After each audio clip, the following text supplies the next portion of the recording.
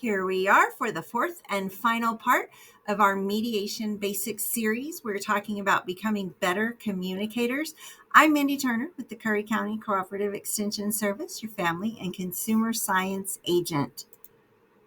So we've talked about listening and acknowledgement, restating and reflecting, and then doing some reframing. Today, we're going to talk a little bit about summarizing and responding.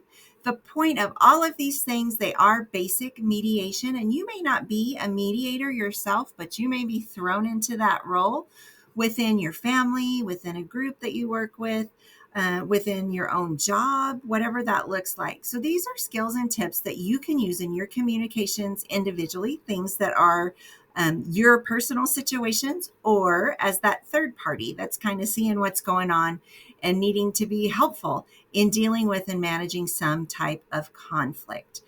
So like I said, we've been building up to today. We are talking a little bit about summarizing and responding. So it's not always in the best interest of an individual or a group to let too many things get said without taking a pause to summarize. Sometimes we just need to stop and go, what just happened? We get lost in our own thoughts, in everybody talking at once, and so many things happening or going on. So summarizing can be a useful technique in mediating a conflict. It gives us that opportunity to stop and go, hey, here's what I think is really happening. So when you feel confused about what to do next, that's a great time to summarize. You don't say, I don't know how to respond to that. I'm going to summarize where we are, how we got to this point. Because doing that gives everyone a chance to think, oh yeah, that is where we are. Oh yeah, that did happen. And as they hear your shorter version of the situation, they can start to process and move forward with that. So we use those summaries to review, like I said, where we are, what's going on, to acknowledge. We talked about these things. I did hear you. I know this is how you feel. To clarify, maybe we summarize it and they're like, no, that's not right. We get a clarification on what they believe is happening.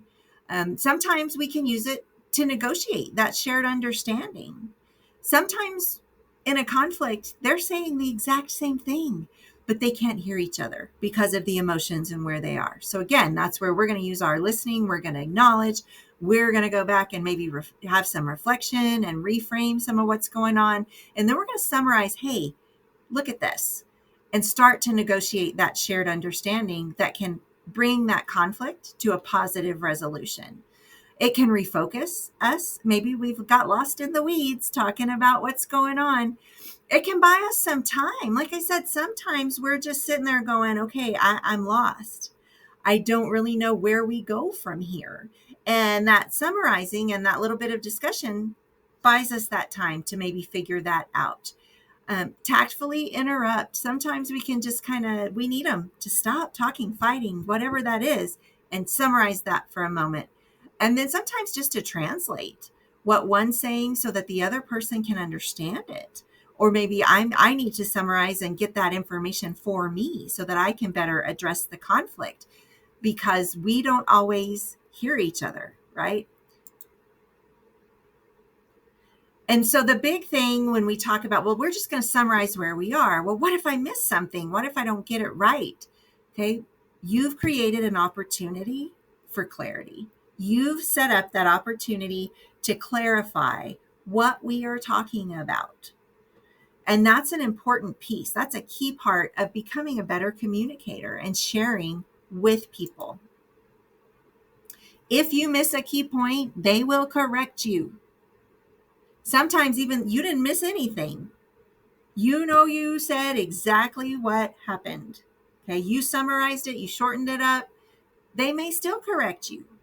This may be their opportunity to change a little bit of their perspective, to change a little bit of their story, to get things back where they need it to be. Again, it's that idea, like we talked before, of, well, yeah, that's what I said, but that's not what I meant. And say, they're not going to lose face, because they can say, oh, no, you didn't catch that. Well, okay, I didn't catch that. And we can proceed from there. So doing that summarizing piece can be very powerful in helping structure how we move forward within a conflict. So there are certain times when it's really good to summarize. So when you're stuck in the conversation, when you're stuck in the conflict, it's a good time to summarize. Okay, so this is where we are. This is what I see going on. When someone is dominating by talking too much, they're talking all the time without allowing anyone else to interject or be a part of that. When someone has brought up multiple issues or confusing statements. So they've given us a lot of information and we have to figure out what to do with that. When they look confused about where we are, or when everyone is confused. Sometimes you may be doing this facilitating within a group. Maybe you work with a youth group, or you've got a staff that you're managing. And these are things that you have to look at, and everybody's confused. So maybe we need to summarize and get some clarification on where we are. And sometimes it just needs to be, that moment a little more lighthearted. Well, you know what? Let's just see where we are. Here's what I think's going on. And, bring that little piece of humor in there that, I think we're all confused. I think we need to look at this and get everyone back to that same page. So, and it might sound like, summarizing your concerns, or, I've heard several things from each of you. I heard John say, and then I heard Mary say, or, I've thought I had shared with you this information, those types of things. So being able to do that. And so that's where it leads to this responding piece. So sometimes we need to figure out what are some helpful ways to say, you know what, I need more information. So what's going on for you right now? What can you tell me about that? Could you clarify that for me? Okay, simple, easy things that are very non-threatening to bring up to say, you know what, I need a little more information. Or when I want to reflect those feelings, okay, it sounds like you seem to be whatever that happens to be. Or again, some examples of when you want to summarize. Is it fair to say? And then we summarize that situation and they have the opportunity to say, oh yeah, that's exactly it. Or, oh, no, that's not right. And even something just as simple as, let's summarize where we've come to, figure out where we are. If you need to generate options, something like, well, so what options have you considered? What have you tried? What would you like to see happen? What other possibilities are there?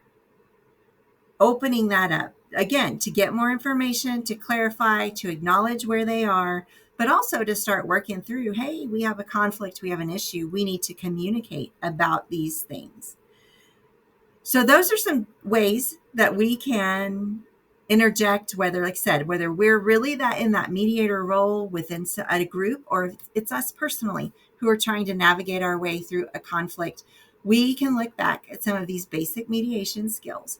I hope that there has been something helpful for you as part of this series.